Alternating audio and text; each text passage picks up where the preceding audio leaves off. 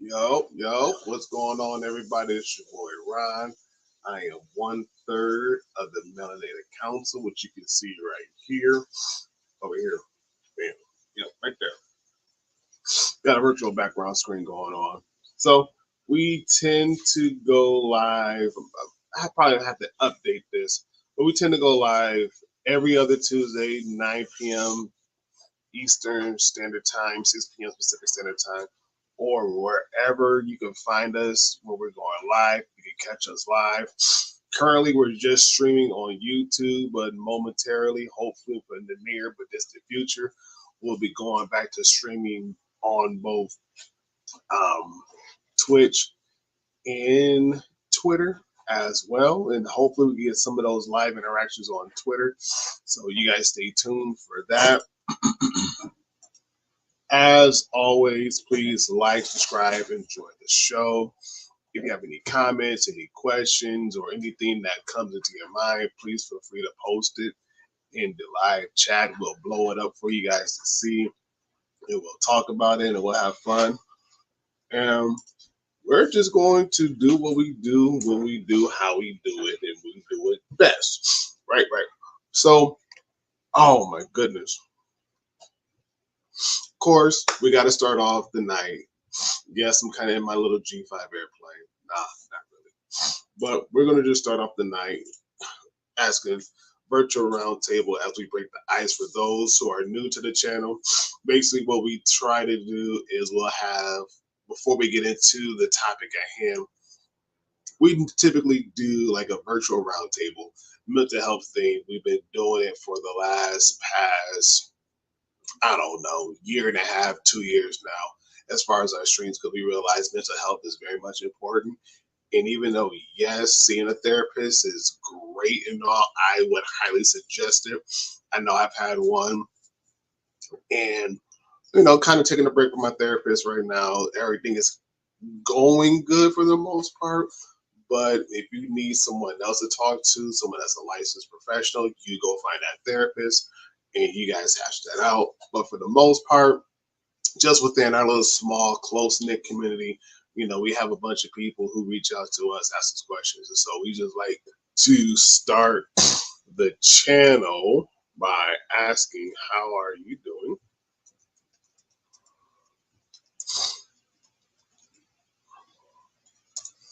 And then, how was the weekend?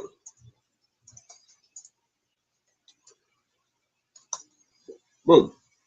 So that is tonight's question. That's how we're going to start this thing off. How you doing tonight? How was your weekend? All right, so feel free to type it into the chat, and I will be blowing that thing up live so you guys can see, so we can respond. And then my other two hosts that's going to be coming on shortly, they'll chime in as well. So I'm going to get this party started. Weekend went very well. I'm stuck in my mouth. Anyways, weekend went actually very well. I celebrated 16 years of marriage. Woo, woo, woo, woo, woo, on October 3rd. And we pretty much chilled at the house, watched One Piece um, over the weekend. And we just hung out, enjoyed each other's company. That was probably like the best way we could do it. We really didn't go out, really didn't do a whole lot. And we both get paid this week. So between me and the missus, we're going to go out to the Cheesecake Factory and we're going to spoil ourselves. We're going to have a good time and we're just going to be the big backs that we are. And that's that. As far as how I'm doing, as I get, stuff out of my teeth. Um, mentally, I'm good. Mentally, I'm good. Haven't had like, a therapy session in the past month now. I think me and my therapist, the last time we spoke, let's see, this is October. So I want to say like back in August. So in school, no, September. No, yeah, September. So the early part, so that first half of September was the last time I actually, talked to my therapist and, made the executive decision to like, what, I think I'm in a good spot right now. So not going to rush anything and everything else. So like I said, I'm in a good spot mentally. I've been in a good spot. Um, no, I'm not suicidal. No, things haven't. No, I'm not depressed or anything else. But um, I know the last time me and my therapist spoke, I do have bipolar one. And for those folks who really don't know or understand what bipolar is, bipolar, to kind of explain like this, bipolar one, um, I have my moments where I am super high and I can pretty much take on the world. But at the moment where I'm at my highest, it's usually followed by not necessarily a gradual, not necessarily like a fast crash, but it's more so like a steady fall. And even then, like I know when I'm getting ready to hit that wall, and when I'm about to hit that fall, I try to kind of like taper myself. And even then, during those time frames, I'm not suicidal. I might get a little depressed, but other than that, it's still manageable. I'm still able to get out of bed, go to work, function, just do a lot of routine stuff. But my moods just kind of tank a little bit. And even then, even in my down state, sometimes my down states they last for about a few days. Sometimes my down states last for about a week, 2 weeks. But after that, I'm like right back up again. And so me and my therapist, he was like, make sure you journal. And said, and make note of the times when you're at your highs, and also make note the times where you're really about to crash. And so at least that way we can monitor, see how long you're down for before you actually come back up. So he suggested when I'm at my moments where I have my highs, that I go ahead and do as much work as I can, because that's pretty much going to be at my peak. However, he did suggest don't take on a whole lot of stuff, because at that same time, by me taking on a whole lot of stuff, it could actually backfire on me. So been managing that, been managing my stress. I've been finding myself getting a lot more sleep. So tonight, I probably won't get a whole lot of sleep, but I'm okay with that because we're streaming. This is important. And we've been doing it for the past for about 4 years, 3, 4 years. Yeah, we've been doing this the past 4 years. And so by me coming live, we're coming on with my other two hosts every other Tuesday night. Like this is another therapy session for me, and it's been helpful. So kudos to that. Hold on.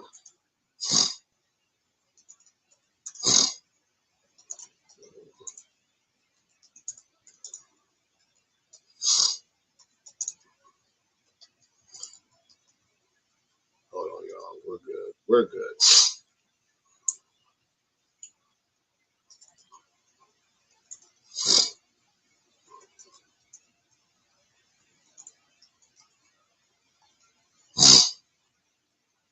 We're good.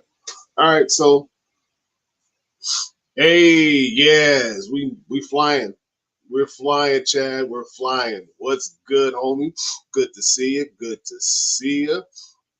And so I don't know if you just came in or chimed in, but this is the question to kind of get everything kicked off. How you doing tonight? How was your weekend? I know I was saying that this past weekend, I know me and the missus, we celebrated 16 years of marriage, and we just pretty much chilled out, cool, calm, and collective and culture. Didn't do a whole lot besides like binge watch on One Piece for like Saturday, Sunday, and we just kind of kept it cool, calm, low key. Um, let's see, my youngest son had a football game, lost. My oldest had a football game um, Friday. He won that one. That was an away game. It was at Plainwell. He was at Plainwell and they won. And then Plainwell had their homecoming. So those kind of like bittersweet moments. So, we beat the home team on our homecoming night. So they kind of left with a little sour taste in their mouth, but whatever. And right now, the high school team that my son plays on, they're looking really, really good this year. I know this week is our homecoming, and we're actually playing one of the top ranked teams in our conference. They are 5-0, 6-0 as of right now. And so this is going to be a huge, huge, huge rivalry, one of the many rivalry games. And I'm working security and whatnot. So that's going to be fun. That's going to be hilarious. Excuse me. But other than that, that's the question. How are you doing? How was your weekend?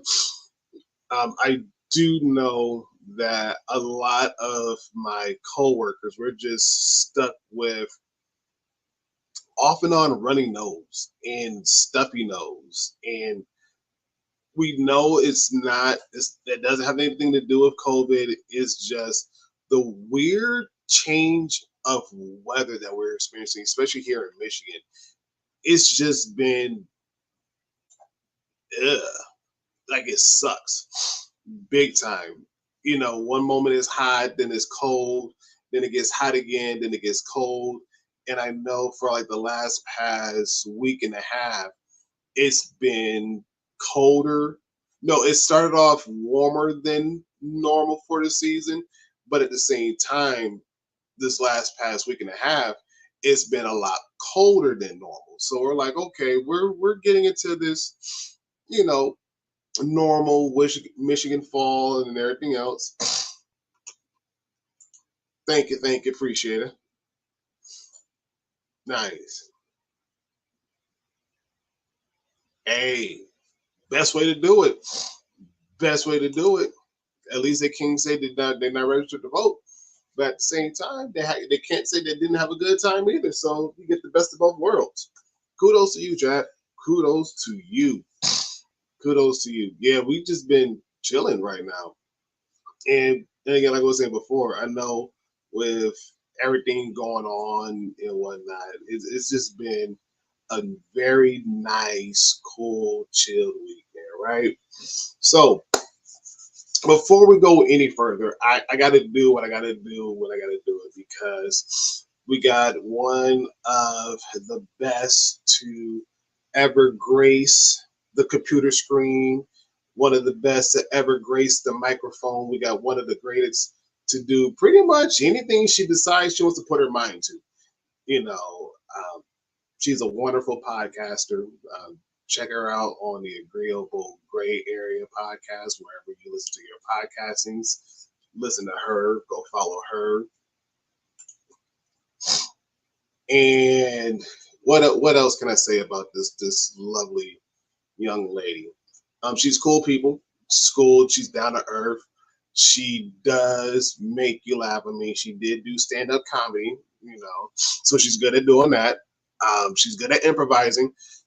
Quick witted, quick on her toes, quick on her feet, quick on the brain.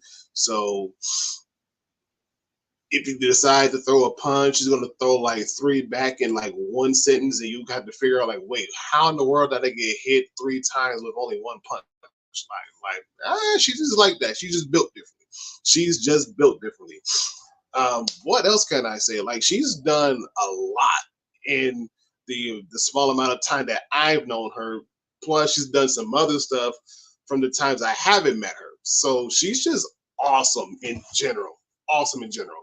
So I'm done bragging on her, and I'm just gonna let her presence do the rest of the bragging for the rest of the night. So this is my dear friend, my dear best friend, one of my best friends. I can say that much. And I love her. Y'all already love her. And for the world in cyberspace, y'all better love her because if not, I'm gonna come find y'all. So let's give it up for the one, the only L. Hey, good evening, everybody. Good evening, good afternoon, good night. As always, thank you so much for the intro, Ron. Welcome before I die on stream, but yes. Yes. Before I get into it, I do want to preface that I am in Florida, so if I seem distracted tonight, it's because there is a hurricane coming. Yes. Fortunately, due to what the meteorologists have been saying, where I am, like in South Florida, it doesn't seem like it's going to be. We're not in the path of the eye of the storm. So like quite far from it. So like we'll be getting tropical storm force winds, which are like of concern, but they're nowhere near as concern for like hurricane force winds. It's still definitely, but is definitely something that's serious. Don't take it lightly, but it's nothing I haven't like handled before. Smiling about the hurricane. That's funny, Chad. Yeah, so as a lot of you know, I'm in South Florida. Like, I don't know if you how many of you like seen. Oh, you all have seen maps of Florida, but like where like Miami, Fort Lauderdale, West Palm is. I'm like, it's like the bottom right corner of Florida. That isn't the Keys. The Keys are its own thing. And then there is Tampa. If you picture Florida like a gun, Tampa's kind of like the handle of like right beneath like the trigger would be. Okay. So it kind of looks like a trigger because of the Tampa Bay. So it looks like the hurricane is more so heading towards Tampa Bay, which is the west coast of Florida, like central west. So Tampa is just center. I mean, it's just west of Orlando. So Tampa's closer to the water. There's parts of Tampa that are, like Tampa Bay are on the water. Hey, Mish. Hey. Hey, good to see you. Good to see you. Just letting everybody know around like where I'm situated in Florida. And yeah, like people are, prepping, panic buying, and it's one of those things where it's like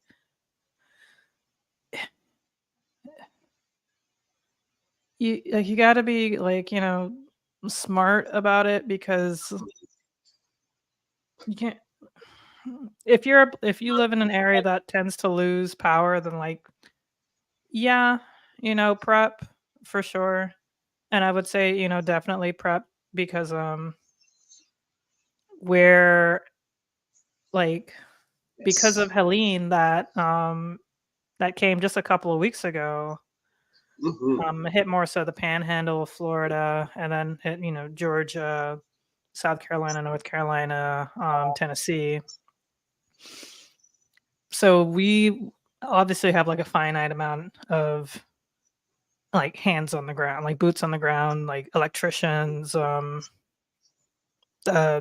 people like that, like first responders, things like that, because they're still trying to restore power to a large part of the country.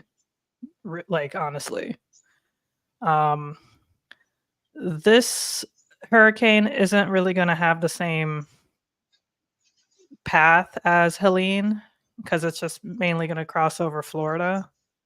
Florida is more equipped to handle hurricanes. I can't really speak for the whole state. I just know that's South Florida, pretty much the cities that I listed before in the three counties: Palm Beach County, Broward County, and Miami-Dade County. I know that we're like for in terms of building codes are more so like up to date or up to it when it comes to hurricanes. Mhm. Because back in 1992, like Hurricane Andrew was a Cat 5, um, went and pretty much like cut off the bottom half of Florida, but not half, but like Miami-Dade, Homestead area, and it was insanity. I was like a child, so I don't really remember it at all, but Mhm. a tree did fall through our window, like the branch, and like broke our window Oh wow. from like where we were living. Um, we knew of like horror stories. I believe my mom knew someone whose like entire roof came off, sort of thing. So definitely make sure that your roofs are up to date and things like that, because once the roof comes off, that's it. Um, um, yeah, but like for other parts of Florida, as you've seen in like especially Fort Myers and Naples, I can't remember what the name of the hurricane was. It wasn't that long ago. It was only like probably like a couple of years ago that destroyed Southwest Florida. I know that a lot of people moved down because it's cheaper and pandemic and things like that, and then lost their entire property. Um, that's usually when like you're pretty much like in the eye of the storm, and like that's where the more serious like hurricane force winds exist, which Mhm. is which is serious. It's concerning. Um, so yeah, definitely prepare. Definitely make sure you know you have like your phone charged. You have like a battery pack. I actually just charged mine. It's like over there in case I lose power. Fill up your tub with water in case like your water goes out, because that's a thing. And you could use the water from the tub to flush your toilet. 'Cause, if you dump a whole bunch of water into your toilet, it flushes it. Um,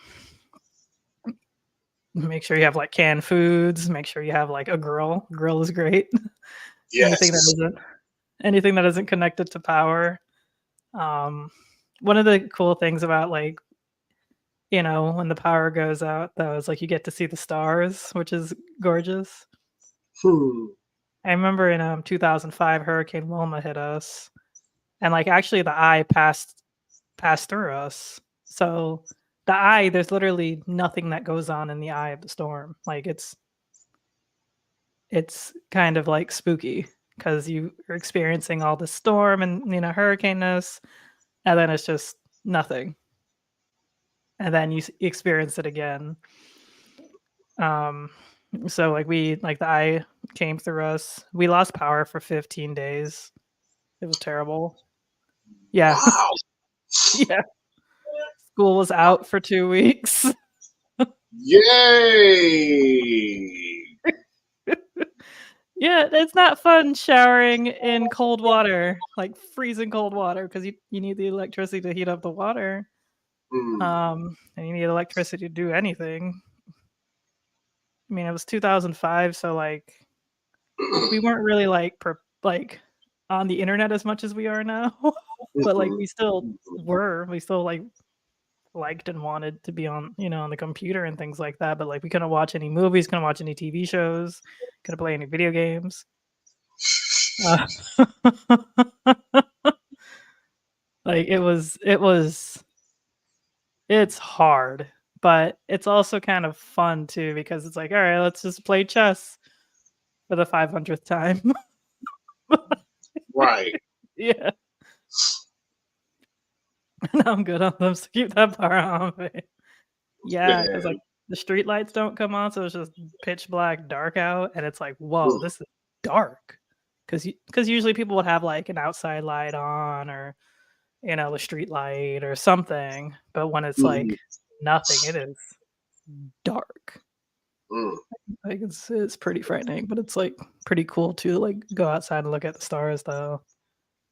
Um Fortunately, like where I live here, we don't really lose power. 2017 for Hurricane Irma, I didn't lose power, which was crazy. Like I didn't lose power, my sister didn't lose power either, and I stayed with her during the storm. Um, her and my niece and nephews. But so I was happy like when I came home that I still had power. And then I had to go to work like a couple of days later because capitalism. And Mhm. like pretty much everybody lost power. Some people still had their power lost. Like it was funny seeing people like come to work and they just looked a mess because they don't have any electricity. So their Mm. hair is just like all frazzled. They're like, they're like low key considering getting like a gym membership just to take a hot shower sort of Yeah. thing, or like asking people, not really asking, but like jokingly asking people if they could come over to take a shower. Um, yeah, like it's crazy. Mm. But fortunately, because of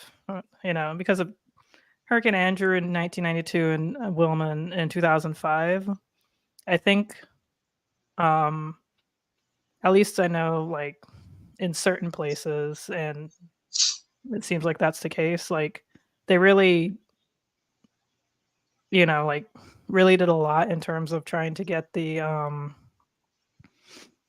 I guess like the power grids and stuff maybe like easier or something, cuz I don't feel like people lost power for a really long time for Irma. I could be biased. But like I remember I think my parents were out of power for like only just like a couple of days, and that was the same house that we lost power for 15 days for Wilma. Okay.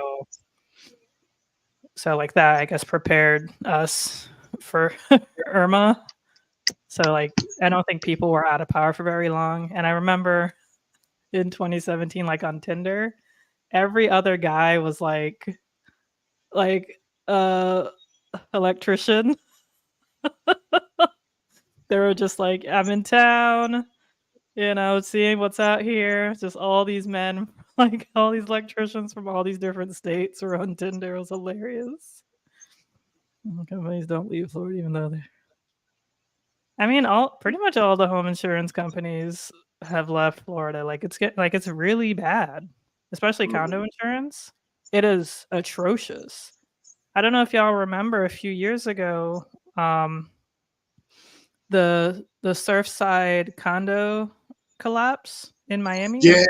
and so um, because of that, like condo associations throughout the state started like the insurance and everything started going up. So condo insurance associations, HOA started going up. And Mm. it's been like I understand why.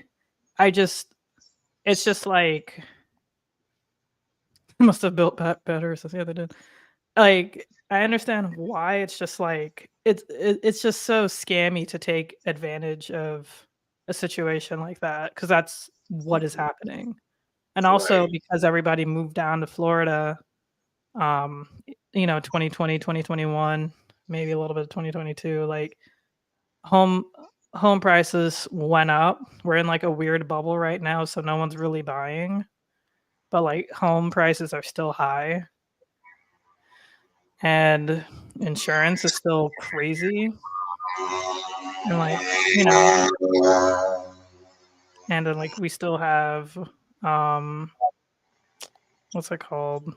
Like hurricanes to, worry about and deal with.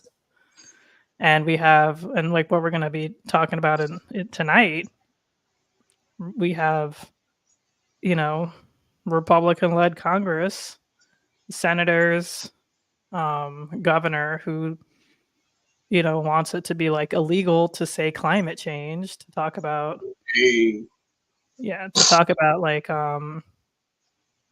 that global warming is a real true thing, because Helene shouldn't really be the norm. Milton shouldn't be the norm. Irma shouldn't be the norm. Like, because Irma, I believe, got really big, really fast. mm-mm, Milton, Helene, like these hurricanes, but like are getting bigger and more destructive, and that's just what's going to happen. Like, I'll be mm-mm, honest, like I don't know what's going to happen tomorrow in terms of Milton.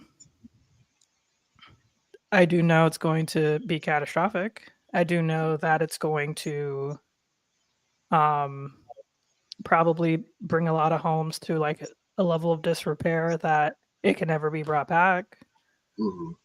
I do, and unfortunately, like we just keep voting in the worst people to deal with this. Like, if you want your insurance, your homeowner's insurance, your HOAs and things like that, you have to believe in climate change.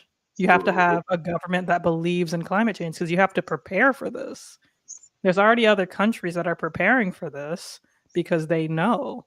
You might as well prepare for it and lower the costs of things and like make the earth cooler, because these summers have been insane.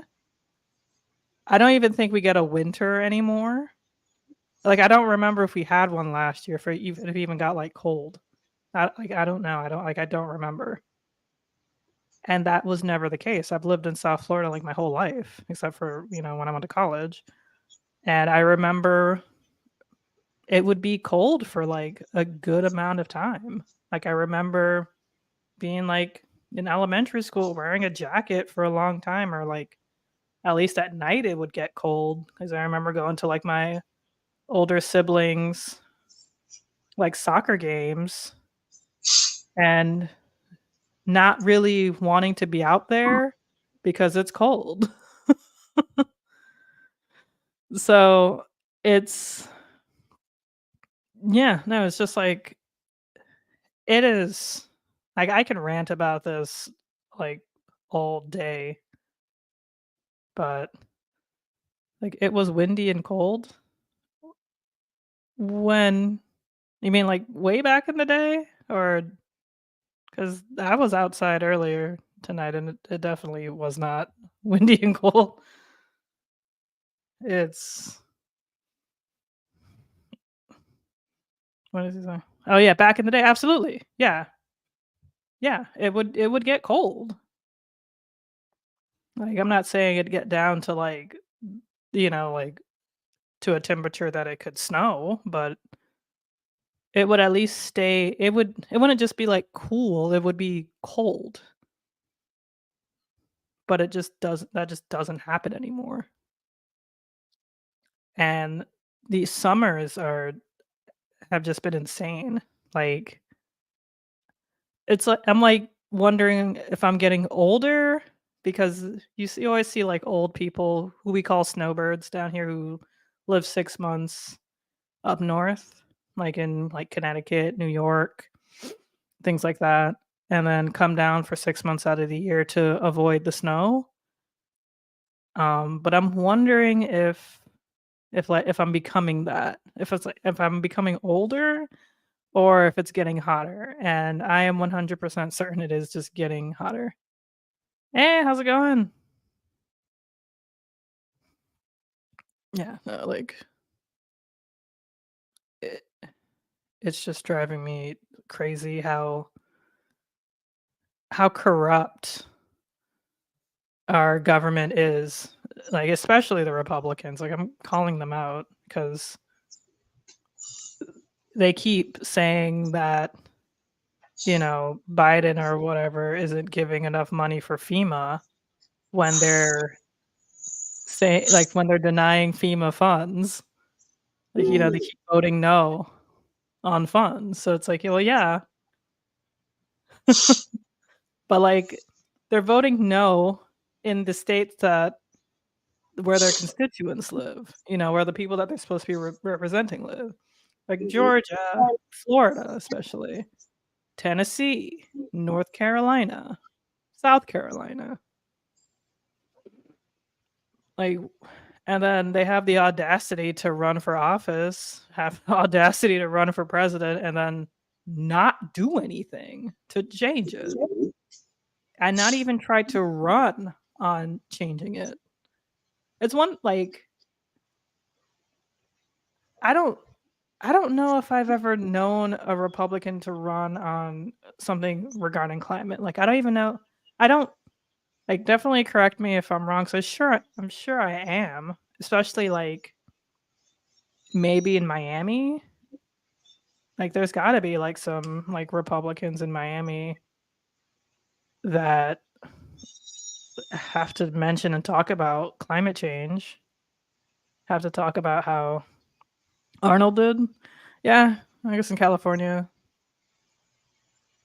Um, I I just don't know of any like today. I'm sure I'm sure they exist, but they probably don't get voted in because they're not like crazy or racist enough, you know. Mm. Like, You said it. yeah, I'm just tired of like pretending that that's not the case. Because what's his face, Lieutenant Governor of North Carolina, was saying the craziest of craziness, but they only got mad at him because they found comments that he wrote on porn sites. Like, really? So he can call himself a black Nazi and say all sorts of craziness. Like that's not weird. Okay. Like that's cool. Like, but I don't know. Like, I guess it just goes to like people really aren't paying attention, or they just think, oh, it's for show, it's whatever. No, it's not just for show or just whatever. Why would you even want to risk that? You know, like, would you want at least a serious candidate or a showman? You know, it's like I'll at least get like the serious one, you know, because this is some serious shit, Mr. Agreed. Mini.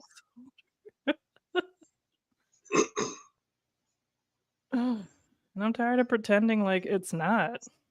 I know that we all want to go back to like when we just didn't care about politics when we were like, I don't know, like 18 or so, and we only had like that one friend who cared about politics. Mm. But or if you were that one friend, you know, good job because I sure as hell wasn't. But now I become that friend who's like the one who cares about politics because Yes. and it's not even just because like I'm a homeowner, it was because of well, when Trump was elected, I already was a homeowner. But now I just see how much like politics affects everything because I literally before coming on here, I went to a like a board of directors meeting for my HOA because I saw that they were going to be talking about my roof. So like I'm one of four in like a unit, all on the first floor, and we all share a roof. And because of the prices of everything have skyrocketed to oblivion, like the cost of like because usually like my monthly HOA goes into like a reserve for certain things, like repaving the parking lot, painting the outside because they deal with the outside. I could do anything I want on the inside. Um, gardening, pool maintenance, what have you. But because like the amount that they budgeted for and the amount that everything went up, they came up short. So the owners have to like foot the bill for the rest of it. And that's not anything like crazy because sometimes, things and stuff in life happens like, okay, I got you. But like lately, like I don't even know how many times a year now they've been asking for these special assessments. And if you don't pay the special assessment and you try to sell your home, you have to pay it, or you can have some sort of negotiation with the person you're selling your home to pay off the special assessment. But the thing is, yeah, an assessment. It's like a um like to cover the cost of certain things. Like, but every second there's like a new special assessment.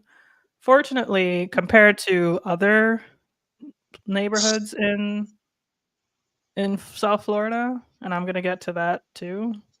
Um, our assessments have been comparatively relatively cheap for like other things, but the roof is like a really huge bill, like very huge. However, I have heard that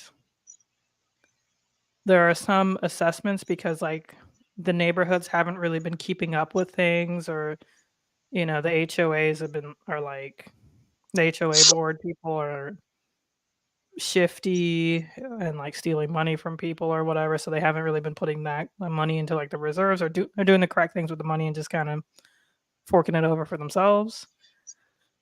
Um some people's assessments have been like, and I'm not lying, like $125,000, and they have to pay that in like a month. I I'll see if I can find them. Like, and I'll put it in the Discord. I can put it in the chat here. That's crazy. Yeah, it is crazy. Like and it's like, of course, the person can't pay it, but what ends up happening is like now you're stuck in your home because if you try to sell it, you can't because you have to pay the assessment. So, and yeah, you're right, Rocky. I don't know. Oh, people reply, lie to me now and lie to me. It's like, do you want to be hurt now with the truth, or lie to you now and be hurt worse later with the truth? Pretty much. I guess that's kind of like what you're voting for. Mm-hmm. But like the thing is like people now don't know what the truth is. Like there are people who forget like why Elon Musk was like promoting Tesla in the first place, or even SpaceX too, when it comes to like renewable like rockets and things like that. Sounds says you've had a lawyer look. Actually, no, I haven't had a lawyer look at it. I thought about it. Well, actually, no. I should think about it because he's just like, I don't know, but yeah, like it's a good idea. I should, of course, like cover my ass just in case. It's just like because on the off chance that they might be lying, because that's possible. But like also like they could just be telling the truth. Like I'm not trying to sound like I'm like naive or anything, but it does seem like they're telling the truth. But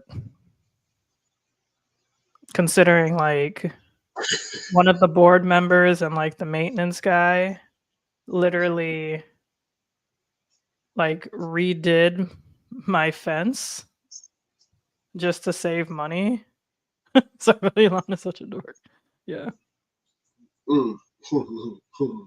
Yeah.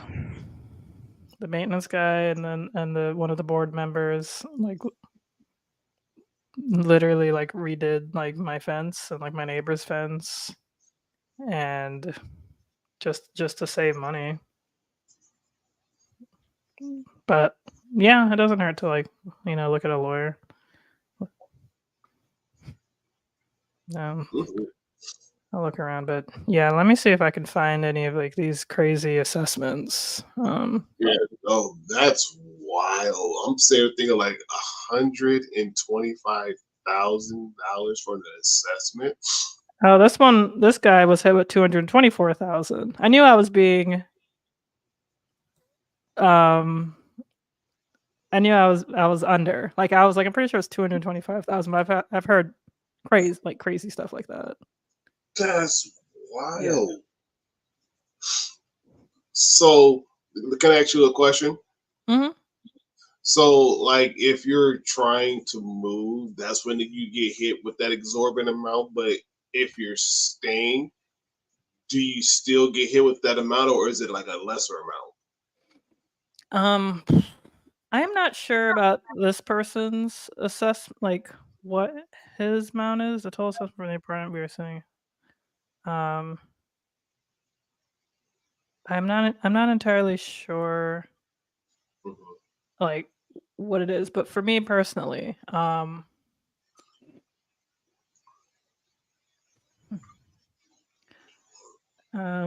because of like like my thing, like so my thing is the roof, and because like if we all share a roof,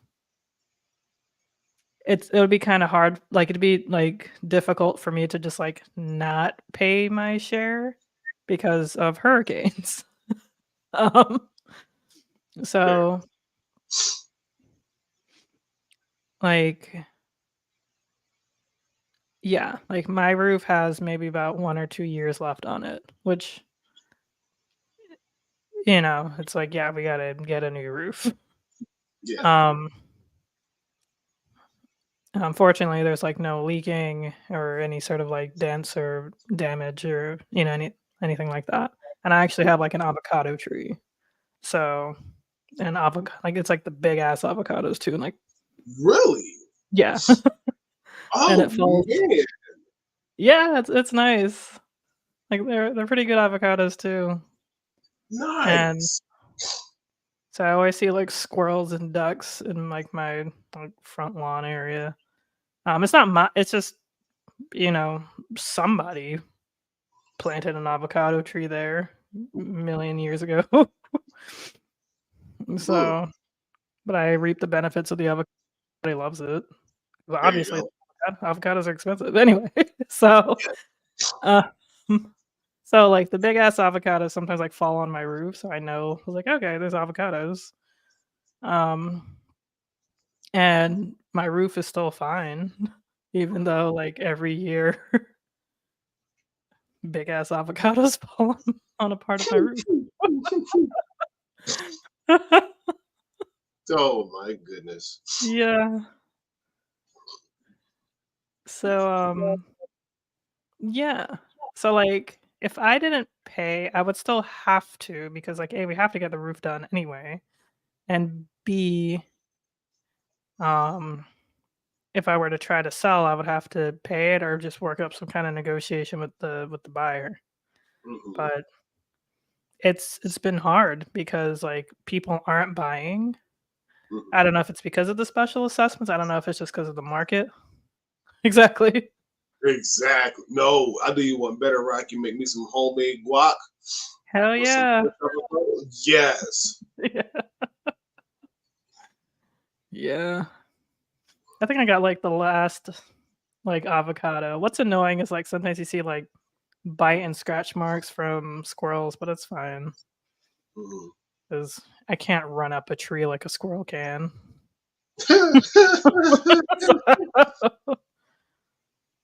I can't afford a house because I spent all my money on avocado. As avocados, vertical degree. Exactly. Yes. Yes, us millennials on Yes. our avocado toast. Yes. How we ruin the market and cause climate change, apparently, or whatever the hell they blamed us for like 10 years. Millennials aren't drinking because it's expensive. Gotta get those avocado toast margins. I have a hard time eating breakfast in the morning. So again, I like my guacamole at lunch and with dinner. And if I can get a fresh avocado just to fall on my house, guess what? Hey, we're having guacamole. Woo, woo.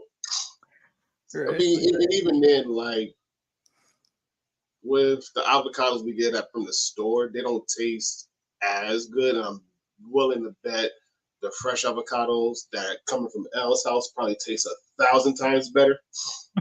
Just 1,000 times better. Yeah, it tastes pretty solid. Like, I'm more of a fan of the Haas avocados, but of course, a free avocado is always better than any avocado. Exactly. Gestures broadly everything, right? For real. Ah, man. Oh. We're talking about pulling yourself up for by your bootstraps, newsflash, Hey, right. Oh, man. Okay. Looks around. Yeah, right? Just gestures at everything. Yeah.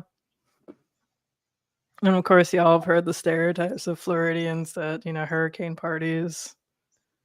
And if you're boarded up and it's when you're boarded up and you lose power, it's just pitch black, dark, dark, dark in your house. So you light candles and you just you got nothing to do. So you just hang out and just drink and talk. You don't really want to use your phone. Also, you can't even really connect to the internet unless the towers are still up. But you don't really want to be on your phone because then you're losing battery. Right. And you only really need it to know that things are better. But usually you could tell when things are better when your electricity comes back. Yep. That sounds about right. I get house avocados. Elle gets house avocados. Yes. But before I continue, I have to introduce our next co-host, the one who bumps this duo into a trio. That's true. That is true. Florida man does go surfing during hurricanes. I would not be surprised if my boyfriend does because he does surf. It's him and his roommate, so I would not be surprised. It's the best time. We don't really get waves down here, so it's you get big waves during hurricanes. But yes, our next guest would eat any kind of avocado toast, any kind of avocado in any way that the avocado grows. Who's gonna be? I know. Who is it going to be? Right, yeah. This next guest, he will plant an avocado tree in your girl's yard. In fact, your girl's future yard, because he knows where she's gonna be next. And by the time he comes back to her, Yes. the tree will be blossoming, and that would not be the only thing blossoming, if you know what I'm saying. Yep. Lost my camera. With that said, it is with great pleasure that I bring on the one, the only Toby. Woo! Yeah. I definitely it was, I don't know if it's my internet. It cut out a little bit, but I got the gist of what was going on. Thank you all. Y'all know I can eat avocados like it's nothing. But I don't eat avocados much often. You gotta eat the avocados like groceries. Yes. Yeah. So I can support that. I can support that take on the classic.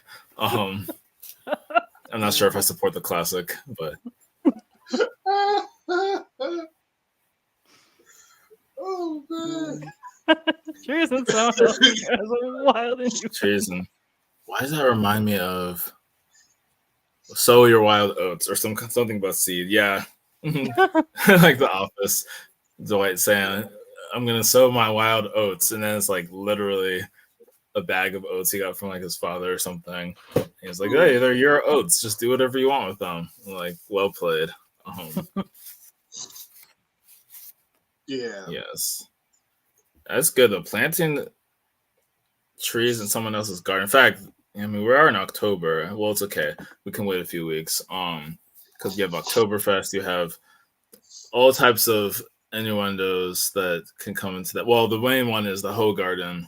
Because we're talking about gardens, planting seeds in someone's gardens, and I'm like, oh yeah, it's been a while since I've drank out of my Hoe Garden. And it's always a good time to get a drink from one's Hoe Garden, because when you have a garden, anyways, let me not keep going there. But Oktoberfest is over. That's awkward. As you can tell, I clearly don't keep up with these things. Yikes.com. Yikes to the yikes, but it's okay. Hey, like that. Hey, Oktoberfest, yeah. Oh, I like that. Thank you. Yeah. Great to see you, Mish. Great to see you, Chad. It looks like a bunch of people are in this chat. Look at this. Yeah. The gang's all here. Mm-hmm. Love it. Took the words right out of my mouth, Toby. Quite literally. Yeah. We're here talking about why voting matters, and like these hurricanes are gonna just be a normal occurrence. Like there's gonna be years where like there's just no hurricanes really, or like one or maybe two, and then it's just gonna be very quiet for a long time, and then it's just gonna get crazy. I mean, at least when it comes to hitting Florida, I assume, because that just seems to be the pattern. Like we just have like very active hurricane season, or of course there's always like years where there's just like random hurricanes that just kind of form in the Atlantic and they don't really do anything. Like I think there's a Hurricane Kirk that's just out there chilling in the Atlantic, not going to hit anybody. Exactly. Do not do that. Thank you, Chad. And Chad, make sure your whole state goes out and votes, please. No pressure. Oh my gosh. Yes. You too, Ron. Listen, don't get me started. Don't get me started. Do not get me started, because these folks that's at this point. I might have to strangle a few counties. I might have to strangle a few counties. It's like, what is happening? Like, what is Michigan do? Like, when I've been hearing that it's been like getting really tight there, I'm like, how? Why? Who's been like drinking the Trump juice? Like, what has been going on? Like, I just don't get it. I don't. Like, I wish I did. Like, I really do. I got a semi answer for you. Semi answer. So, like, when you look, we'll go back to the 2020 elections, right? Okay. And you look at the counties that went or favored Trump versus those that favored Joe Biden, like a lot of those counties were very, very red. Very red. And no matter what happens, they're going to vote red. It doesn't matter if Trump's on the ballot or not. They're just going to vote red because that's all they know. They don't want to budge. However, the trend has been showing that a lot of the Republicans are not siding with Trump anymore. And so you're seeing more and more of them still fleeing away from Trump, even though, yes, they're still Republicans. The actual party itself is no longer what it used to be. Right. So again, here in Michigan, you still have like those strong diehard counties that no matter what happens, we're going to vote Republican, even if it means that the candidate may not win. We're still going to vote Republican because that's all we know, and that's pretty much who controls the county is the Republican Party. So you got like, well, my city, like Three Rivers, very Republican, very Republican. The county that I live in is St. Joseph County, again, very Republican, even though we're seeing more and more Republicans actually leaving the party and actually are in favor of voting for Kamala and for Tim and for other Democrats, which has been very much unseen and unheard of. It's like, cool, great, go for it. But again, you still have those who believe that Trump is a better candidate and any other Republican is a better candidate. And like, I don't know how, I don't know why, but whatever newspaper you're reading, whatever juice you drinking, I don't want none of that, but I am curious to kind of figure out why, because it doesn't make sense. Not to mention a lot of the people who tend to vote Republican are like diehard Christians and Catholics, and it's like, there's some stuff that y'all saying that don't line up, but I'm not going to get into that because that's going to open up a whole can of worms that I don't think nobody's ready for. But whatever. But yeah.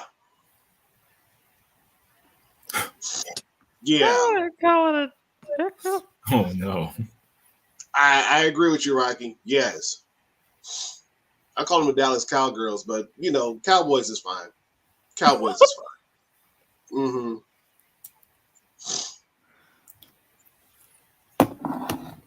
Oh man. Yeah. So, Kamala Harris recently had an interview on the podcast Call Her Daddy. And say that one again. You heard her. Broke up for me. It was called Call Her Daddy. That's the name of the podcast. Yeah. All right. It's like in the top 3 most listened to podcasts for women. Mm-hmm. I have heard of it. I've never listened to it before. Not like I've seen clips from it. It's like, oh, this is cool, but I never really listened to it. So she apparently invited both Trump and Harris on, but I don't think Trump ever got back to her, but Harris did. So, the episode aired. The episode was recorded before Helene hit, but it was aired afterwards. So of course people are like, "Oh, you're sitting here doing an interview when you should have been blah blah blah." It's like there's this and that happening. It's like she is there. Like you don't know that things are previously recorded. You didn't know that. True. Yeah, and so she. I haven't listened to the All the Smoke interview. I didn't know that was a better new. Okay, I guess because I'm not really into sports, but I'm glad that she did go on there and because that will help her with the male vote. Which it's interesting, the difference between the men who are going to vote for Trump versus the women who are voting for Harris. And it's men tend to usually vote conservative while women tend to vote more liberal throughout history. But the division has never been so huge. I think especially in like the Gen Z generation, I want to say, or maybe I don't know, or if it's like overall, I can't quite remember. But it is like it's a massive difference. So I'm kind of just like, yeah, maybe she should just really go into targeting women and just like trying to pick up men here and there where she can. Um, I know that Trump was on like Theo Vaughn's podcast and some other guy's podcast. I can't remember his name. But it, from what I've heard from from Pod Save America, I heard that like Theo Vaughn and like the other podcast is kind of like incel or manis like manosphere light sort of thing, just like that kind of shitty mindset.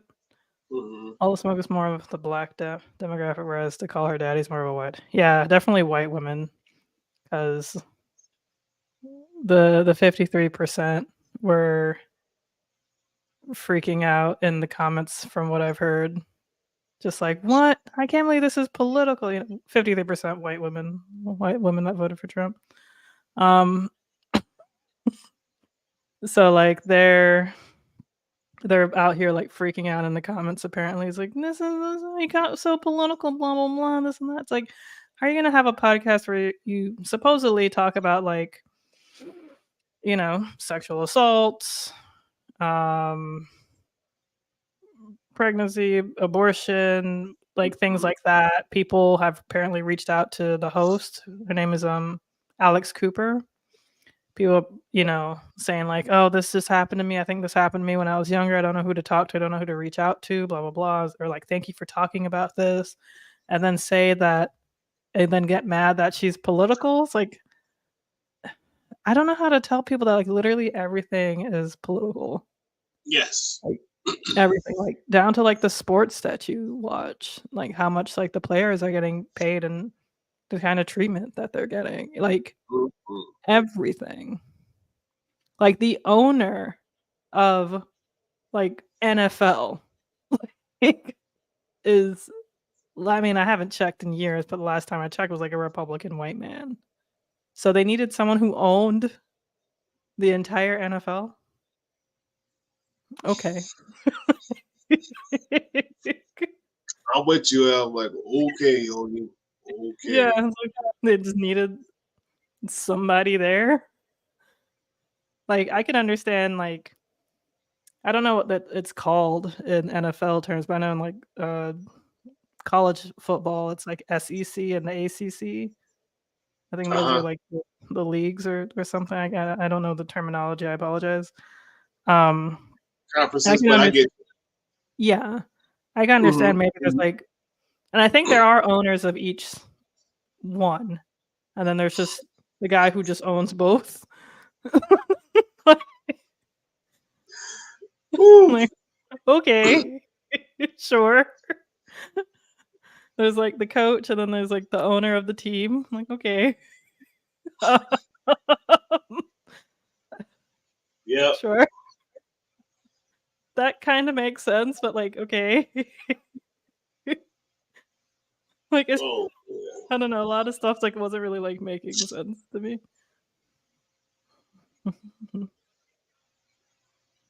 Where should Kamala? Let me. Everything except for politics. That's entertainment, and the NFL is owned by 31 people mostly. Yeah. So Chad asks, where should Kamala be? How about go back to DC to call some bluffs on FEMA funding? Yeah, that would be nice. And like why that is and who you should vote for or who you should vote out. I do like that Obama endorsed the woman who's trying to beat Rick Scott, the Senator Rick Scott in Florida. Debbie Mucarsel Powell. And I know she's Latina. I think she's from Miami, but she's been in politics for, quite a few years. Like I've heard about her. So, like that's good. Like I really wish, I don't know if they're just not allowed to, or or water. They're just hoping that the DNCs in each and who to vote for. But like, it would just be great if like Harris just said like, yeah, vote for this person, vote this person out, or just like, I don't know, put out a tweet about who should just needs to leave. I think Kamala HQ may do that account. I don't know if they have, but like they really need to. But you know what? It'll probably show up the closer it gets to election time, like who needs to get out, who needs to stay, who needs to come in. We'll probably see more of those tweets come out as the weeks and the days roll on by, because it's coming. It's coming. I mean, me and the missus, we already got our mail-in ballots for Michigan, and we're like, open them now and see what's going on, because this election year is a little kind of weird in its own right. I'm like, yeah, it's here. Yeah, literally. Yeah. Some states just started. Yeah. Yeah. What state started? Early voting starts in like a few weeks. I was just thinking like earlier today that technically 2 streams from now is election day. Yes. Yeah. Yes. That's insane. That's scary. Like I don't know how to feel. Early voting calendar. Yeah. Like can we like? Go ahead. It would just be my dream if we just vote out Ted Cruz, vote out Rick Scott,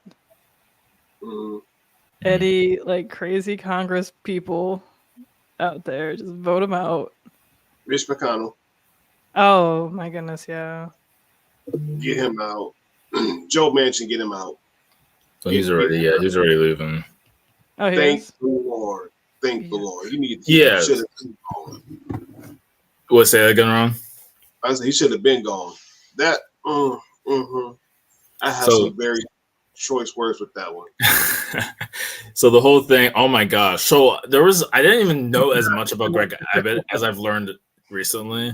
But I'm gonna table that real quick with Joe Manchin. So he basically said he wasn't gonna run for re-election sometime earlier this year, maybe even late last year. But it was definitely like within this cycle, like after the midterms, he was like, "I'm not gonna run for re-election," which made like West Virginia kind of like an instant L for the Democrats. Not that he had that great of a chance at winning, because Lord knows what would have happened if he actually ran a campaign. I mean, he basically fought his party this entire time. Not from like with Trump, where it's like, okay, we're going to push back on Trump being insane or just immoral or like whatever. Like you had some things with like John McCain or some others who kind of had a bit more principle. I mean, Manchin said that he didn't want to support blah, blah, but then he takes all this money from what I can tell, and just, I don't know. There's just, is he really representing the country? He did win in 2018, but that also was a good year for Democrats. Could he win again after like not being in line with a lot of Democrats on like the worst issues in the worst way? Like you're not in line to support a minimum wage or some other things. So no guarantee he would have even won, but it may have forced Republican support. It might have forced like not Republican support, but Republican spending. So, but instead, I guess that also means Democrats didn't have to spend there, and they could shift to like Montana, which is a state that, anyways, we'll see, but not looking super hot. But yeah, so Manchin's definitely not running again. But Greg Abbott, like, so it was so random. Like I saw an image or like a video, and I saw a guy sitting in the wheelchair, and I was like, that looks like Greg Abbott. That can't be. And I realized, oh my gosh, how did I not know this entire time that he's been like wheelchair bound for like most of his adult life? And I read the story. It was really interesting. Like, tree fell on him when he was in his 20s, I guess in law school. He was able to use some kind of like, basically was able to sue and get quite a big payout probably in the order of like million plus. I don't remember how much, but it's a lot of money. However, he signed a law that would basically limit people who wanted to, I guess, tort. It was like tort reform. I think that's what the thing is called. So you can't sue as much for damages when something happens to you. And so a bunch of people pointed out like he couldn't have even gotten the payout he got if he had signed his own law before he was injured. And I'm like, that's insane. Like, I remember reading about this like maybe a month or two ago, and I've been going to Reddit a lot. I don't really just browse on the app, but I always like Google something Reddit. Probably more than I used to in recent years, just because it's interesting. And so I remember there was like a disability Reddit, and people were talking about him and like FU type of vibes. This guy never stand up. I was like, maybe he's just not a stand-up guy.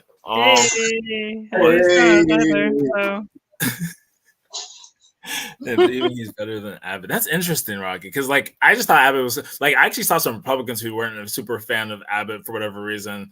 Like pre-midterms, they were kind of like, DeSantis is on fire. He had like the plant to Martha's Vineyard. Abbott's been kind of weak, but like I don't think that people really believe that now. Because I mean, Abbott has been pretty active in like busing immigrants across the country, which that's a whole nother topic. Like immigration and especially with the Haitians and anyway, there's a lot going on this topic of immigration. But yes, yeah. So it's interesting, like, you know, with DeSantis, like he could be seen in a way that's sort of like, I mean, anyways, I don't want to give praise to him, but I think there was a point in his earlier governorship where he like raised teachers' pay and did some things that actually made sense before kind of just going full Disney war and other stuff that I know Elle for sure can speak to more than I can. But yeah, so DeSantis, that's kind of funny that Abbott like somehow looks worse. Like DeSantis looks better compared to Abbott. But in any case, yeah, so the Senate is interesting. Like I do try to follow different, you know, news. I mean, polls can just be like annoying, but looking at the state of the race and just kind of how support is, fundraising, stuff like that's interesting. And it's definitely a little grim. I mean, I think money is always good on the fundraising side, especially with Kamala at the top of the ticket, but otherwise it's kind of just like, what's going to really happen? I think the best thing that actually, I'm surprised given that like the midterms were in favor of Democrats overperforming, but I didn't know if it would really translate to 2024 because it feels like every year has just been like kind of brutal. Like 2020 was not a good year at all for them in the House. After they lost like maybe 11 seats or something, but then they overperformed in 2022. But this year it actually looks like they're the favorites. So I'm actually kind of surprised that Democrats seem to somehow be the favorites. I guess that's not maybe too hard given the Republican chaos in the House, but I don't know. Like I didn't know how people would view all of it. So what could happen is like Democrats flip the House and then that's it. Like, I mean, Harris, it's so hard to say because this is just ridiculously toss up. Slight lead, but then like too narrow of a margin. The Senate, which I thought would actually have been the easiest one to have kept. I know it wasn't a great map, but they also didn't have a great map in 2022, and then they like blew the Republicans out of the water. So I thought this year is probably gonna be fine, but it actually does look a little tougher. So I'm like, what if, like, I don't know, losing it would suck because Mitch McConnell, well, he's not going to be the leader, but just no, like Republicans should never like control the Senate again. Not that I like favor them controlling anything else, but like Mitch McConnell like is just uniquely bad. And just never know. Like things should actually have to happen. Judges should be able to get confirmed that aren't like insane. You should be able to actually start working on legislation and doing things that basically just didn't happen during Obama's time. Even Trump's term, not really a lot of useful stuff. So I was like, okay, they, you know, stuff actually got done with like freaking infrastructure and other things. So it'd be nice to at least have that, just because they actually like at least try to do things and not just stall everything. But in any case, I could go on, but it could be very interesting to see Hakeem Jeffries become Speaker of the House, and that somehow like won't that be the only chamber they control, which would not be all ideal for the Democrats, but at least it's not full control. But you know, like your scenario, like the like knock off Rick Scott and Ted Cruz. I mean, that would be interesting. it's just I just didn't expect any of that to happen. But then it does seem like there's been better polling, especially in Texas. Like not a guarantee at all in any way that of a favor, but just like a better than expected showing from the Democrat there, Colin Allred. So I'm like, oh, maybe there's more action happening than I'm realizing. And Florida is like it's so weird of a state because it's like it just seems I always think it seems hopeless in terms of just the way things have leaned, but then there's the ballot initiatives that were very successful to get on the ballot, and then you'll see what actually happens with I want to say is it 4? 4 might be abortion, and 3 is marijuana. Yeah, correct. So I remember hearing a lot about those, and so but that doesn't of course translate because I mean minimum wage got passed while Trump was elected by a relatively large margin for a swing state like that. So it's like you could see the ballots do better. But I don't know. It's interesting because there's also like flips and like not Tallahassee, I keep saying that. Jacksonville, which is a pretty conservative area. And I had a Republican, and then they flipped the governorship last year after DeSantis did his insane like re-election. So I was like, wait a second, I thought you all just went plus 20 red. So how did you flip? I mean, the mayor elections are different, but still, other state, like I think a congressional seat flipped. I think like a state legislative seat flipped. Very small, not a lot of data coming out. But special elections typically don't happen. Like that's kind of the reason why there's special elections. It's not regular, but it is interesting. I'm like, Florida seems to have something, but it doesn't. I don't know how much national money is being spent and like how much organizing has happened that could actually cause a real flip like that. That would be interesting. In some ways, I just need this to get over with. Like we can just skip a little bit. I know it's like nerve wracking, but it's also like, can we just get to November 5th already, please? No, like I feel that too, because like I am very concerned about Amendment 4 because like DeSantis and because we have just like a Republican Attorney General, Republican Supreme Court, Republican everything. Like Republican supermajority. So they can like create and pass things in a matter of like, like minutes, hours, and it's just craziness. So with Amendment 4, the like what was written on for the amendment was very plain text. I felt like I've read it several times. It's just like, yep, to the point, and yeah, it's pretty much just restoring it back to what it was. It needs to get 60% to pass, which is like the hard part. Then after they already approved the language, because it was already hard to get it on, on the ballot in the first place, even though like, people signed the petition to get it on. Like I was one of the people who signed. Like afterwards, after everything was approved, they like the Supreme Court, or I don't know, like the corruption up in Florida, like demanded to add like tax and like budget information to the ballot, to the ballot measure, and it's pretty much saying like it's such like fucked up language. I try to like not curse as much as, but it needs to be stated because it's like it's saying like, let me read it. Let me find Amendment 4. What is view full text?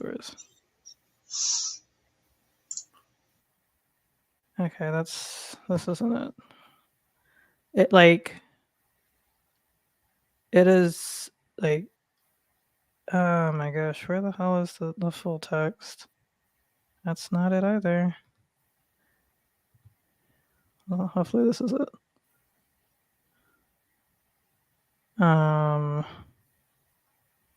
Okay. So this is what it initially said.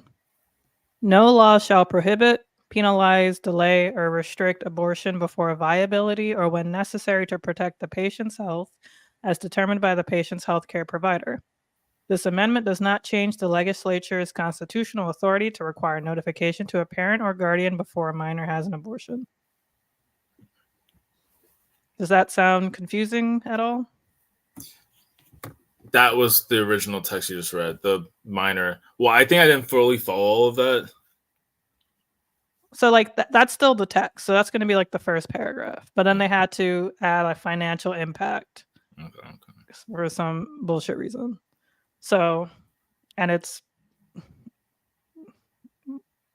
propaganda. Anyway, so I'm going to read it. The proposed amendment will result in significantly more abortions and fewer live births per year in Florida. The increase in abortions could be even greater if the amendment invalidates laws requiring parental consent before minors undergo abortions and those ensuring only licensed physicians perform abortions. There is also uncertainty about whether the amendment will require the state to subsidize abortions with public funds. Litigation to resolve those and other uncertainties will result in additional costs to the state government and state courts that will negatively impact the state budget. An increase in abortions may negatively affect the growth of state and local revenues over time. Because the fiscal impact of increased abortions on state and local revenues and costs cannot be estimated with precision, the total impact of the proposed amendment is indeterminate.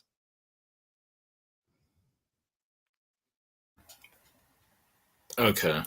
So that language got added by the legislature, or like what was the requirement that caused that language to need to be in there after like all that caveating of finances and live birth, whatever? I'm trying to like if I recall correctly, it was like for whatever reason, like the financial impact statement needed to be like the state said that like amendments and stuff need that like after Amendment 4 was already like approved and everything by the courts. Wonder who is going to start those lawsuits that bleed state money, right? So yeah, that's so it's like so you know Floridians Protecting Freedom, which is the group that put Amendment 4 on the ballot, which is a bipartisan group. This is a bipartisan measure. So like for people who are just kind of confused or like, you know, or like what this is gonna like cause fewer live births and is gonna, you know, like because you know people are, you know, it's just to confuse people. That's really like what it is. And also, it literally says that the minor will be like the guardians will be notified because like that's what the law is currently in the state of Florida. That's what it's always been. I think they need like the approval of a parent or guardian, if I'm not mistaken. But like that's not changing. That it literally said that. Is that like, but the fact that they just added language to like lie and say like, oh, this might not. It's like. And also, because I've read it several times, like there's a lot of like, this may happen, this might happen. And it's like, but they don't mention anything about what will happen, what is happening to women, what like doctors and, you know, healthcare providers, health physicians are not trying to work in Florida because like of these laws. You know, students are probably not going to try to go to any of our universities because of these laws, like medical students. But you know, it doesn't mention that, but it mentions, oh, there might be fewer babies being born in the state and it's going to impact the economy. It's like, for who though?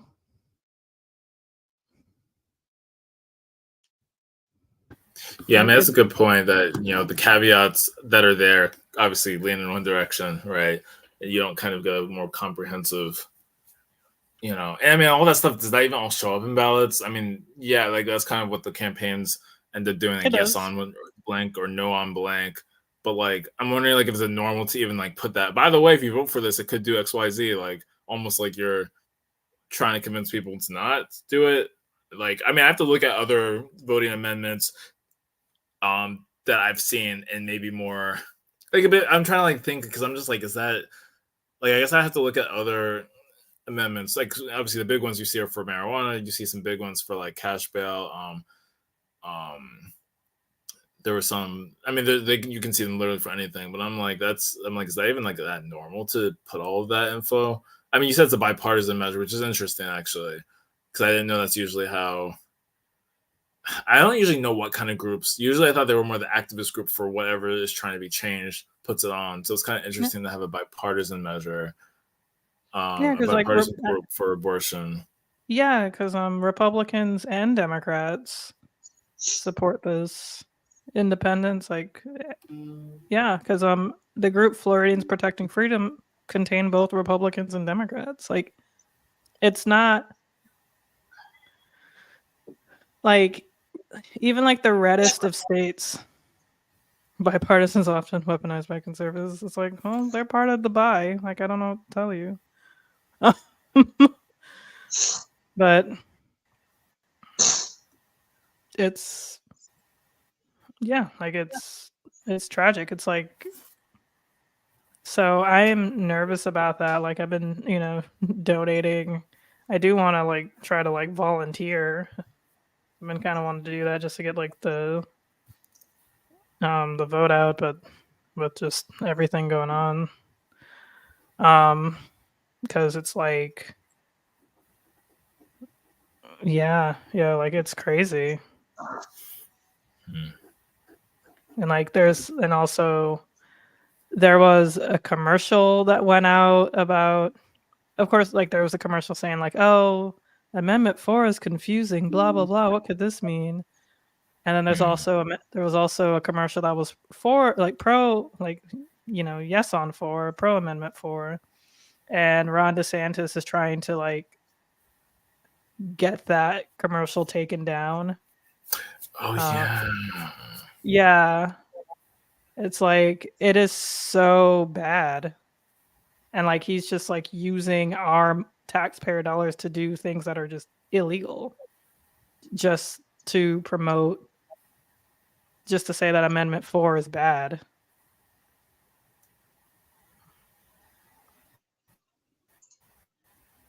Yeah, exactly.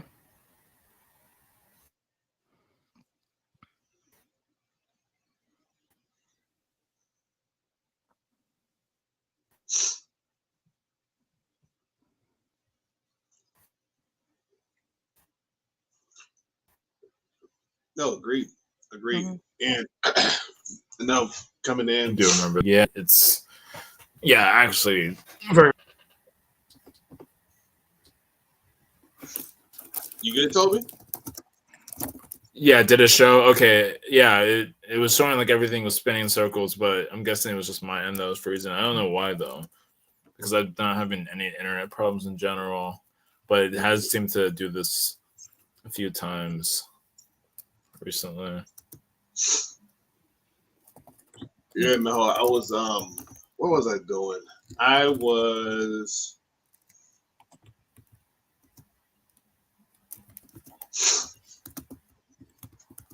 was on, I think it was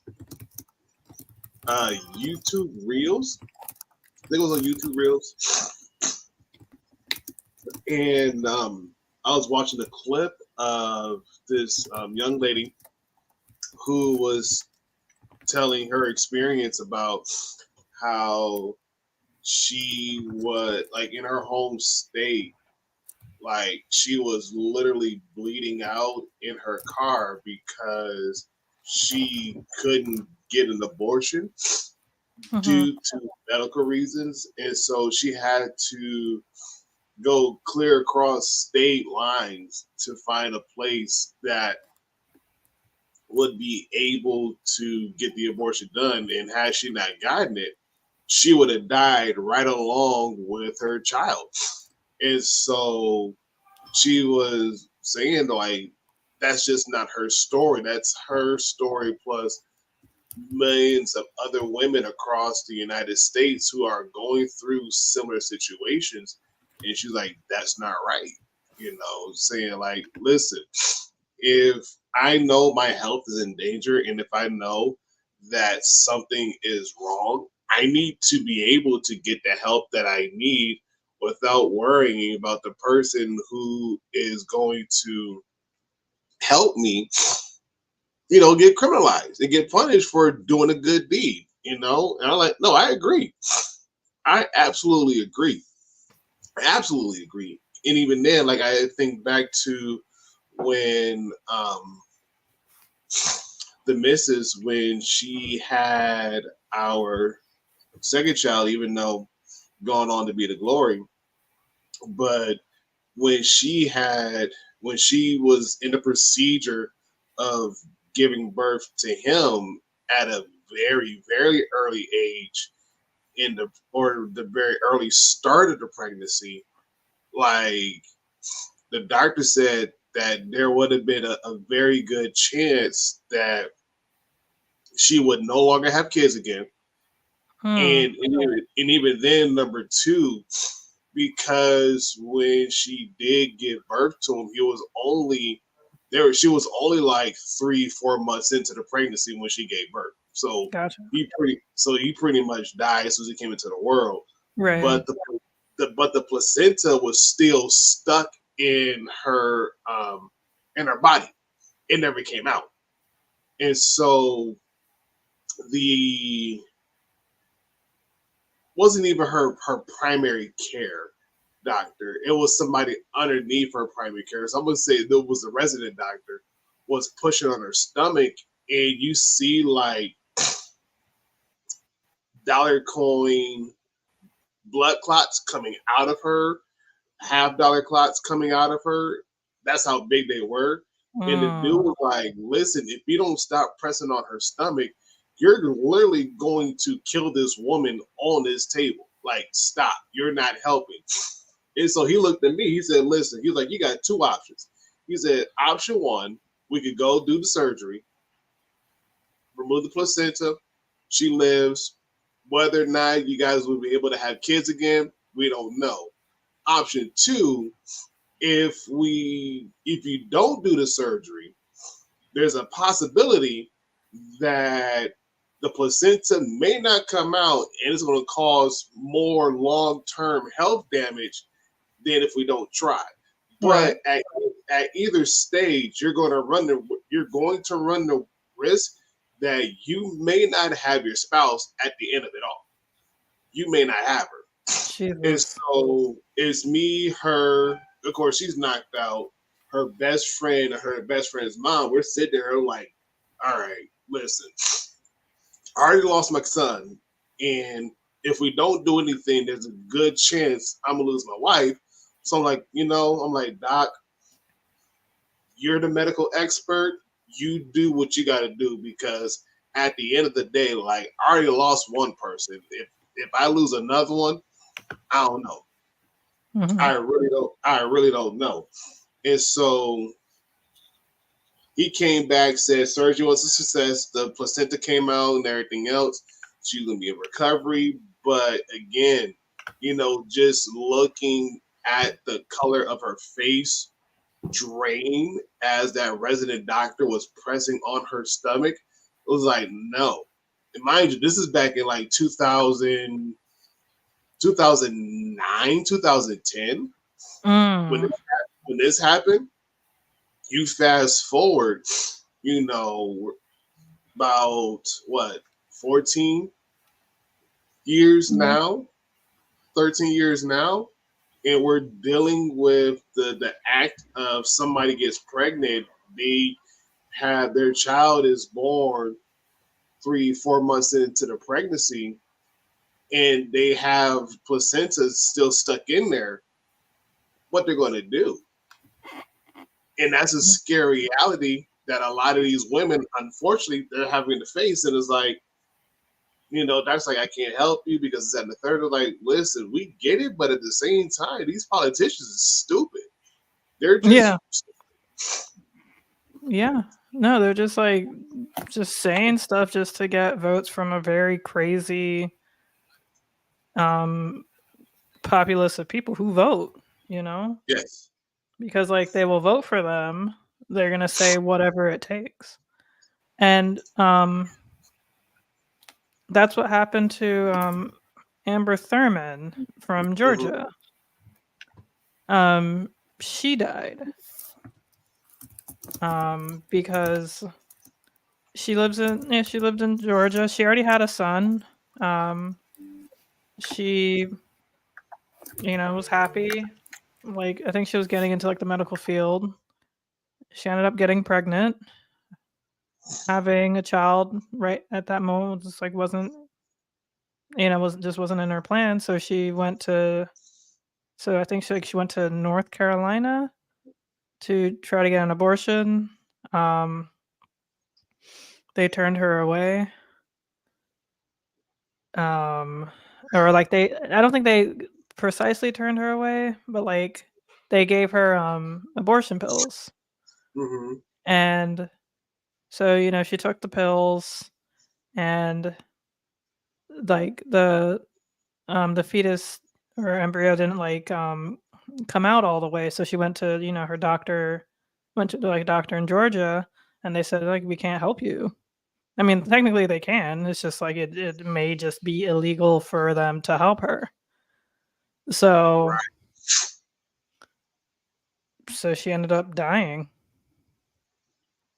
Like like just pointlessly. Like as sad as that is to say, it really didn't make any sense. Agreed. It was just because like the law says you must die, and I know like they like to have like these exceptions in the law saying like, oh, for the life of the mother and this and that. You don't know, like clearly she didn't have the exception, because like they have to wait until the woman is like knocking at death's door to do something. So they're just sitting there bleeding in the parking lot, bleeding out at home. And yeah, and then have to wait until like death's door to like perform the life-saving procedure. Right. That was just just a couple of years ago was just it was just there, sort of thing. Like, you would hear about stories, like I have stories like that within like my own family. I don't know a single person who doesn't know someone who's had like a miscarriage. Like, I don't know, like it's just like I just don't know these people who are just out here just batting 1,000, and like everybody in like their friend group and their friends, their cousins, their wives, everybody is just having these amazing, perfect pregnancies every single time. Like I don't know, like that just sounds so foreign to me, and I don't know if it's because like I am a Black woman, and Black women face higher maternal mortality rates than white women. I think about like 3 to 4 times higher. I don't know if it's because of that. I don't know if it's I would assume that a lot of women are probably hiding their miscarriages, or like ashamed. I don't like I don't know. It's just it, but to force people to have kids is just because 6 weeks is nothing. Like, it's not 6 weeks after conception. It's 6 weeks after when her period last started. That's how they count the weeks. So, you know, period is day 1. About a week and a half later, she begins to ovulate. That's when you can conceive. Um, I forget how long the ovum stays in like the uterus. Um, but like sperm can last in the in the woman for like 5 days. I hear it's not That's common, but it crazy. can. It's not Yeah. common. Like that's like the furthest it can last. So like, so technically, you know, by the time she misses her first period, her next period, because she is pregnant and doesn't know, it's too late. Or she might just have like a couple of days. So honestly, there's actually been more abortions because of these abortion bans. Like they say it's because like they're, of course going to like different states and what have you. But I do not know what that reporter was like on, because I'm like, I don't think it's that. Granted, I'm not a professional. Right. I just think it's because like before you can like when you find out you can kind of sit on it and wait and talk to your significant other and have a conversation. Hmm. Now it's just like, yeah, no, you know, Right. because if people have like like prior to conceiving or thinking like that, it's like, oh yeah, if I find out I'm pregnant, I'm getting an abortion immediately. And then but like when you actually do when you actually are pregnant, you actually think about it, because it's like, whoa, I could become a mom, my child can be an older sibling. um I'm actually in a great place in my life. It's actually a good time now. You start to think, because you can actually. But Mhm. this is just speculation. I have no idea if this is true or accurate or not. I'm just speaking as if like this is something that would have happened to me, because like that's how I would think. It's like me. I'm just like, no, no kids. But if it's like something were to happen, I'd be like, and I had 24 weeks like it used to be. Mhm. I could at least like think on it. Right. Also, um, real quick, because like if we have a lot more time to think on it, um, because 6 weeks, like, because it's not just like you find out you're pregnant and you have to go and then like you have some time or whatever. It's like you have to like get approval from like a bunch of BS crap to make sure that like an abortion is really what you want. And it's kind of, and like make sure that you're like mentally sane, which is weird because like if you fail that, it's like you like you want someone who's insane to have a child. I know that Ooh. like I remember hearing about that with like vasectomies, like they give like to make sure or something. It's like some places like I guess require men to do some sort of like assessment. I'm like, okay. It's like just to make sure you're mentally sane that this is what you want. So if the person was insane, it's like, no, you failed. You have to go procreate. No. What? Oh. Oh. I can't. I can't. I can't. Yeah. I can't. No. No. Absolutely not. No. Absolutely not. Like, okay, here we go. We're going boom story time for all the folks in the chat and whatnot. So, your boy had to go and shut down the factory for numerous reasons. Mhm. Number one, definitely health related reasons. Because if factory would have stayed open, um, it would have been overran with a bunch of stuff that I really don't need. And somebody had to make the executive decision to close down said factory. Like, yes, absolutely. And even then, talking to the missus and talking to my doctor, and of course, missus like, go for it. Go, great. Talking to the doctor. Doctor's like, well, you got your two options. Like either option A, you shut down factory and, you can't have no more kids whatsoever. But you have the option, if you want the factory to be reopened, you can.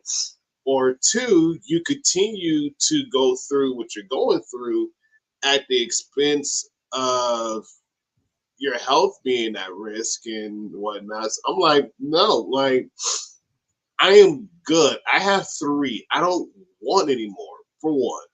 And then for 2, because of the fact of the major health risk, well, Rocky, not a cancer survivor. Basically, all that I'll put it to like this. I don't know about the average male of how much sperm they produce, but whatever that number is, I produce, as for my doctor says, double that amount.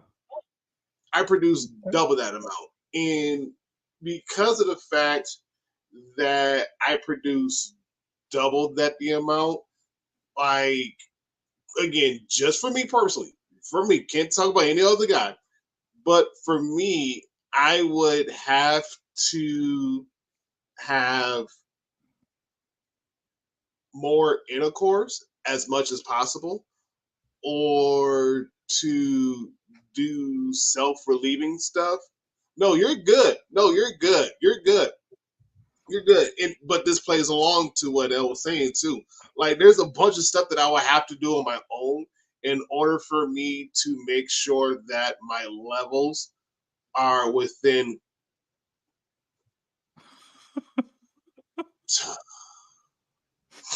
Don't get me started on that. Okay, to make sure that my levels are good. The moment my levels start getting bad and whatnot, that's when stuff was not going to be working right. So I'm like, no, like, I don't want that. No way. Because if anyone has ever had blue balls, like, that is the most excruciating pain anybody could deal with, or any man could deal with. Let me put it like, let me rephrase this. For any man who has ever experienced blue balls, like, that joint hurts. Like, it hurts worse than having kidney stones. I've had both. I've had both. Not at the same time, but I've had both. And the kidney stone joint, that was, I wanted to punch somebody in their face, like, just because it hurt that bad. But that blue ball joint, I'm like, ain't no way. Ain't no way. There's no way it should be hurting like this. No way. Ain't no way. Like, dude, y'all could have took the plumbing out, like, some years ago. I'd have been totally fine. I'd have been great. Would have been fine. Absolutely. Yes.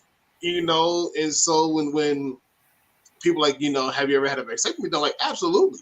Like, yes, I've got mine done. I will not think twice of going back. No, not at all. Never again. No, absolutely not. Ha! You're so funny, Chad.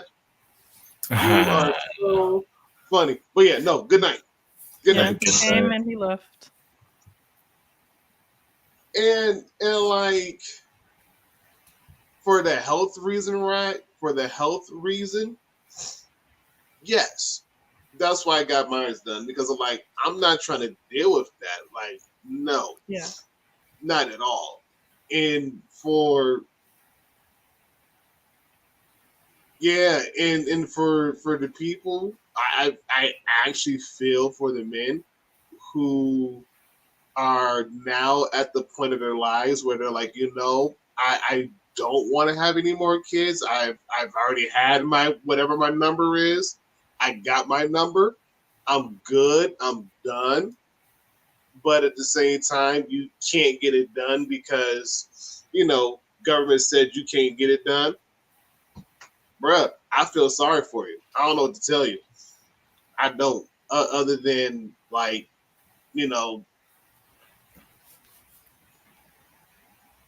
good luck at the end of the day. You know, I mean, yikes. Yeah, I had no idea that was even a thing. I'm sorry, but I'm glad that you went through with the procedure, and it's been Yeah. like just because like granted, I don't know how Blue Balls feels. Like some people say that was like a myth or what have you, but I guess like now I know it's like for certain it is not, but like I just can't imagine, because like I'm sure that was something that you had to deal with, like I guess like every day or at least multiple times a day. And a kidney stone is clearly not something you deal with every day. No. Oh God, no. But continue, Al. Continue. Yeah, but I'm glad that you went through with the vasectomy though, because like, yeah, it is reversible. Like it's of course not perfect, but I would say for someone like you, Ron, it would probably work just fine. Nope, I don't want it. I don't care. No. Right, exactly. Because like, and like, I feel like a lot of like sometimes men forget that it's like, okay, you're hypothetical couple, they have their amount of kids, and then they may divorce or break up or whatever, and then the man doesn't want any more kids. Like that's fine. That's totally in his right and his own choice.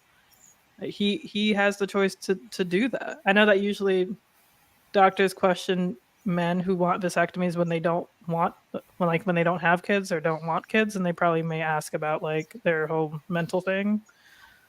But if you have, if you're a man and you have 3 kids, 5 kids, 1 kid, and that's all you want, yeah, you can shut it down. I remember in college, I had a coworker. At the time he was 23. He already had 2 kids. At least I think he may have been older, but like I forgot. I think he may have had 2 kids by the time he was like 21. It was like with 2 different women, and he was done. That's fair. And he said I know that he tried to get a vasectomy, but the doctor was like, no. I guess because they still felt he was too young. So I think you have to be at least 23 or something, or whatever the hell. But I'm like, the man has 2 kids, like he's.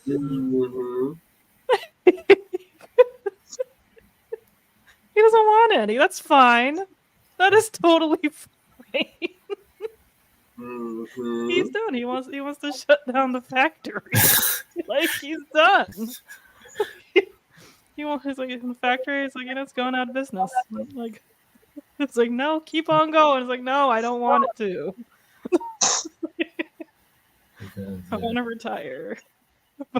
Ooh, this one here actually is not a one way. And they don't only check on guys either. They check the hell out of women too if they want to get their tubes tied. Yeah, like when the missus when she had our youngest, like she was trying to get her tubes tied for the longest. They told her no. And so this last time she was like, I don't care. Like, I don't want any more kids. I don't want to be stuck in a hospital 6 months out the 9 months of me being pregnant. That sucks. No, absolutely not. I'm not doing that again. And so the doctor's like, are you sure? She was like, yep. She said, I want to smell burning flesh. You hog tie me, do what you got to do. I don't want to have no more. They're like, well, you do realize you can get a reverse. Like, no, I don't care. No, absolutely not. No. I told her I don't blame her. And so when I got mine done, the nurse, she said, well, you do realize like you could get a reverse. I'm like, well, what's the price tag for me to get a reverse? Oh, $20,000. Nah, let's get it done. That's the car. That's a whole entire car. Not necessarily a brand new car, but that's a car. Nah. Yeah. Go ahead. Do what you got to do. I want to smell burning flesh. She laughed. hard. She laughed. She's like, seriously? Absolutely. I want to smell burnt flesh when all this is done. Like, no, I don't want it to reverse. Nope. Mm-mm. And so she's like, okay. She's like, you sure? Like, yep, I'm fine. Go for it. Do what you got to do. I just want to smell burning flesh. And as long as I know it is done, we are done. And sure enough, I got my burning flesh. Hey.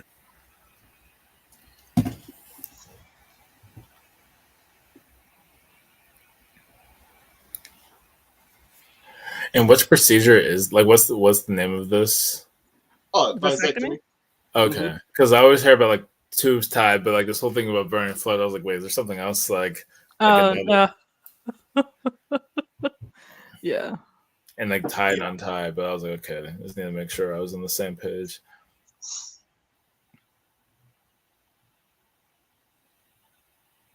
Yeah, I mean, and again, yeah, because even there, like my boss, she was saying that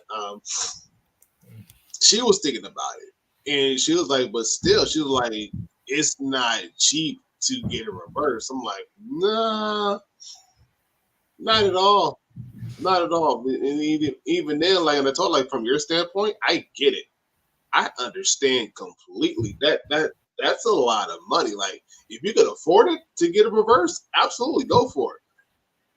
More power to you. But if not, I'm not mad at you at not one bit. Not at all. I'm not mad at you at all. Yeah. But I do think we are ready to bring this to land this plane, as the kids from, I don't know, maybe the 80s said. Shut down the stream factory.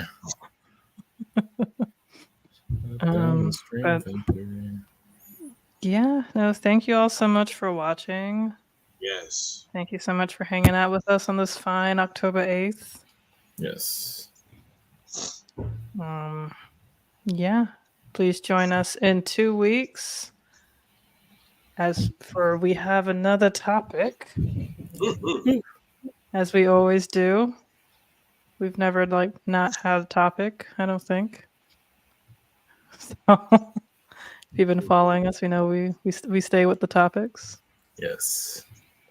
But thank you all so much for joining us. As always, we love y'all. We will be nothing without y'all. You know, like not a thing, not a single thing. Like y'all are our reason for being, and we wouldn't have it any other way. Yes.